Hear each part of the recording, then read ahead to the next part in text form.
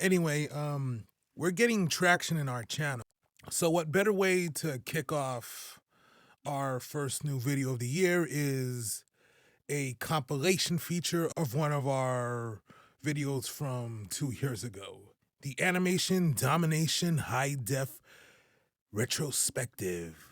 Remastered and redubbed. That includes a much better recording than what you see here. All 2 videos in one, all redubbed and remastered for your service, for your listening. So let's begin.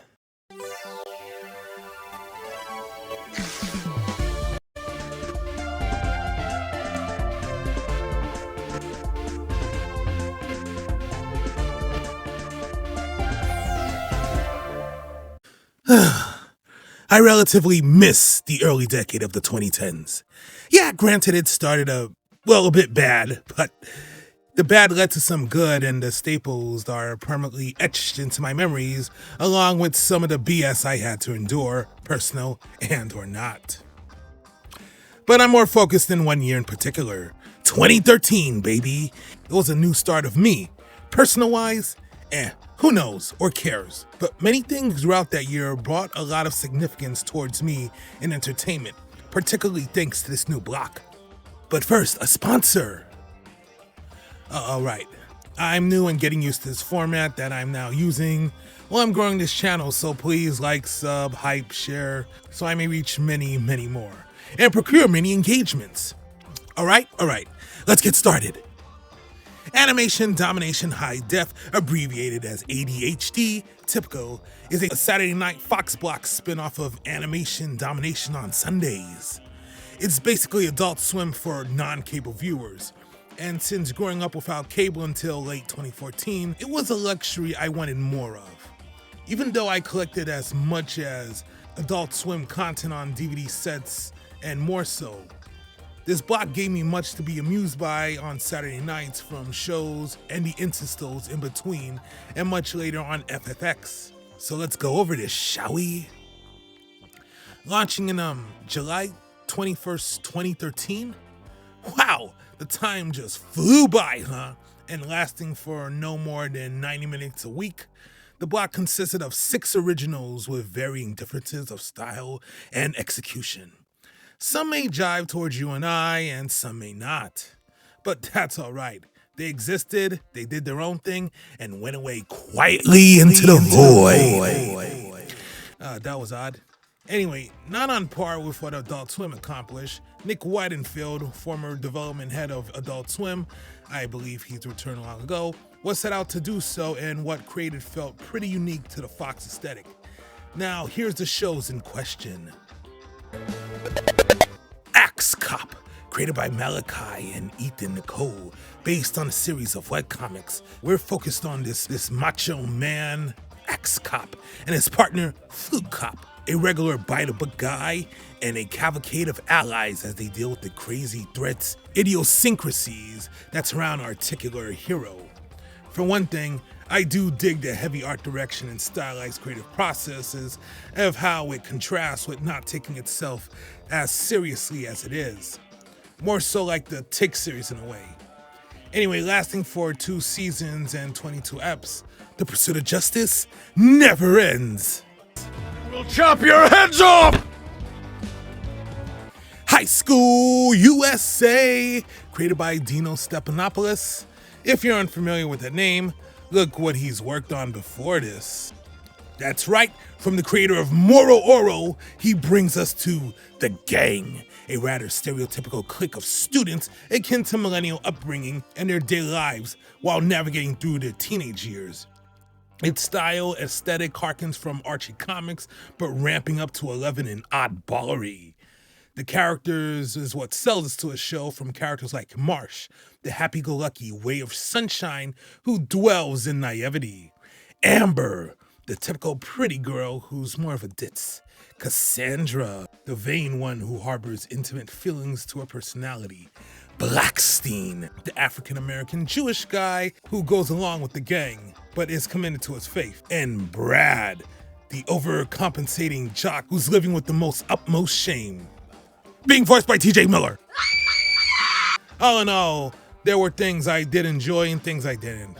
But its art style, it's getting a blurred secondary line art feel that has been multiplied in the series. Anyway, moving on. Lucas Brothers Moving Company, created by the Lucas Brothers. Now, I was unfamiliar with the duo's brand of comedy until this moment, but I gotta say, it was a fine introduction to their work. Like me being a born Brooklynite, the show explores the interaction as broke movers who avoid work while getting into crazy idiosyncrasies while smoking marijuana and being relatively calm about just about anything. Complemented by a simplistic art direction, it gets relatively easy just to get into the series. Out of mostly everything in this lineup, I did enjoy the series a bit much more, but more out there and not overall crazy. In fact, I was in Atlantic Avenue in downtown Brooklyn a few months ago and spotted them driving through Flatbush. But for safety's sake, I won't tell what kind of car it was or what color it was. It was okay. This series was a good watch. Get it while you can.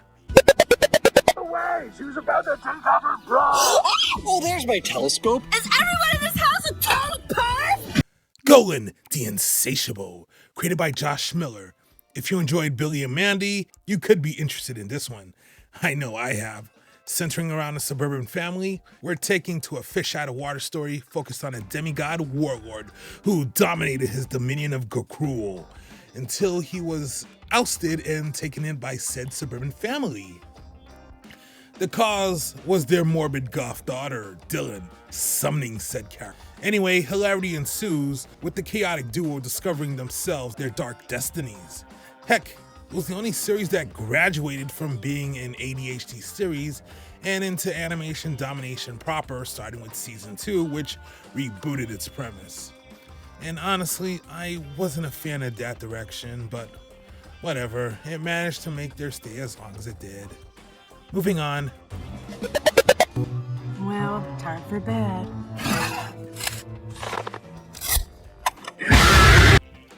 Stone Quackers, created by Ben Jones.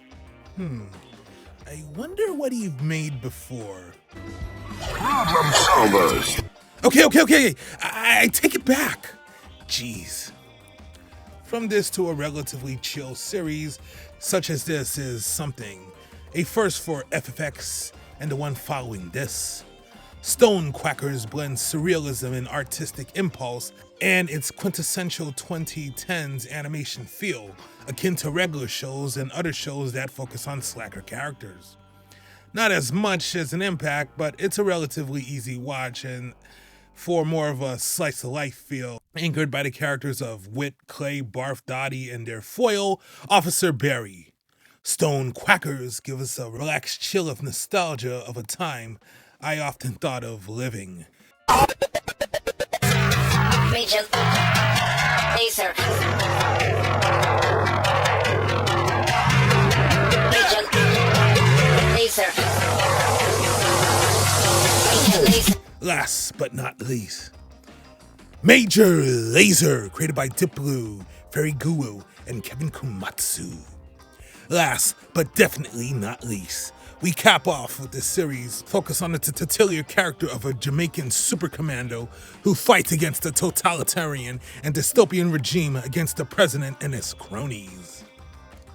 Anyway, originally pitched for Adult Swim with a pilot created from the actual group Major Laser, later on this series gives us this 80s Saturday morning vibe with more action mixed in with the comedy and the abundance of house and cultural information as presented with the electronic music, with the music driving the series.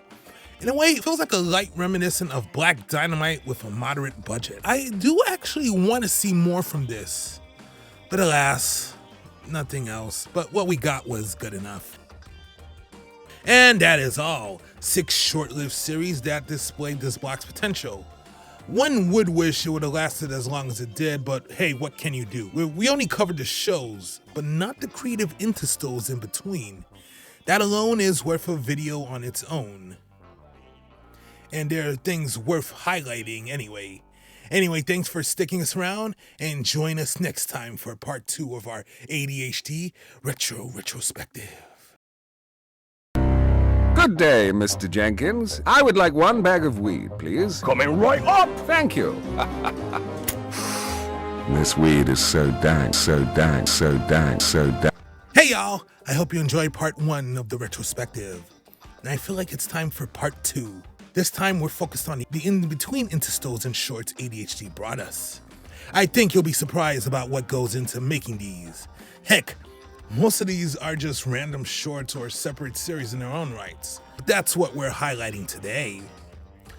Anyway, from the full move from Fox to FFX, and only airing on Thursdays at midnight, cycling through the lineup, the skits remain and lasting until March of 2016, but remain uncut.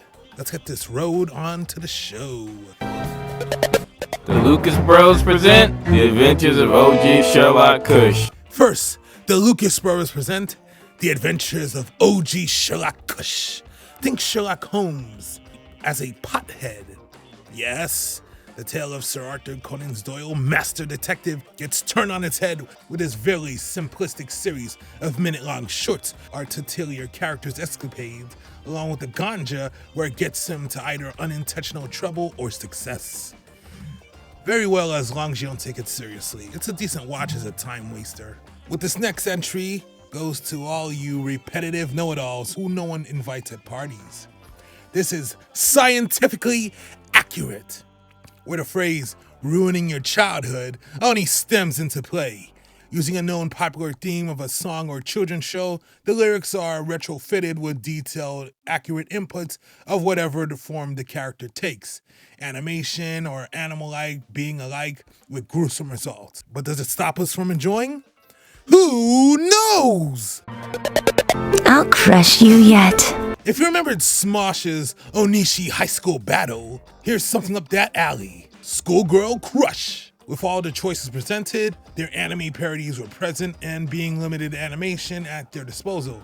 But for this, we're focused on this poor magical girl henshin heroine getting into crazy idiosyncrasies, with life, love, and abundance of anime tropes and references that feel akin to 2000s era Newgrounds, as we all were. Spun off from Stone Quackers, here comes this interestingly appearing series of one of our main characters, Cat.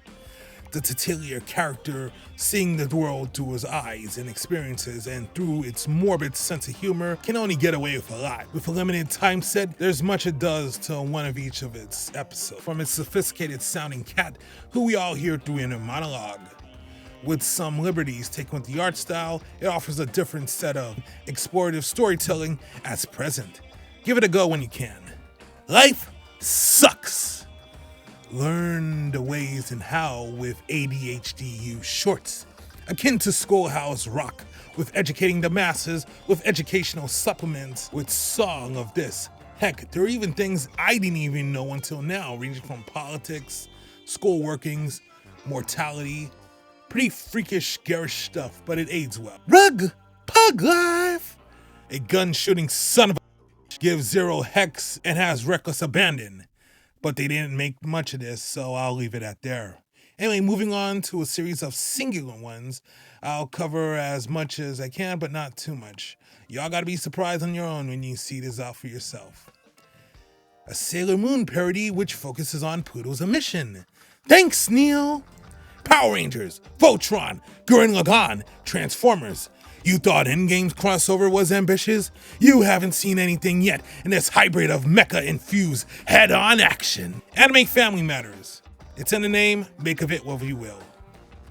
Attack of the Cutest Titan. Mix ALT, 3 men and a baby, and you have this interesting mashup. Looks kinda clever.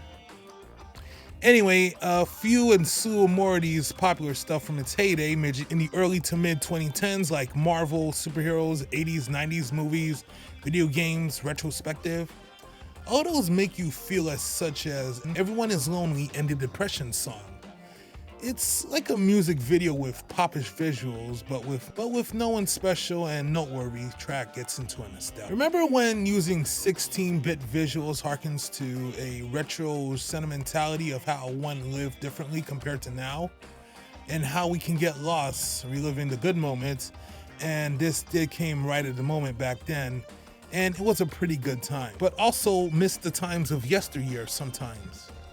But aware of things to come and how grateful one had advanced personally, and how most of the best times are still ahead of us when we don't seek them out and let life surprise us, because you'll never know what you'll get. Well, that's all I could have ever covered. And the best part is that they're all available on ADHD's Still Present YouTube page.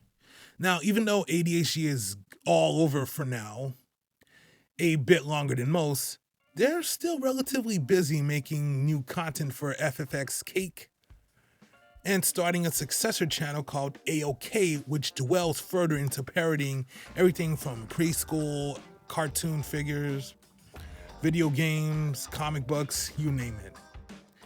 But alas, I think we've entertained y'all in this retrospective. Plus, in these moments, their rival Adult Swim has picked up more of the slack and is still bringing us more entertaining aesthetic, which I feel works more there. But for all it's worth, ADHD came in, make their mark, and slipped quietly into the big beyond. But who knows what stuff the creators of those contexts will supply us with next. When I do, I can't wait to find out.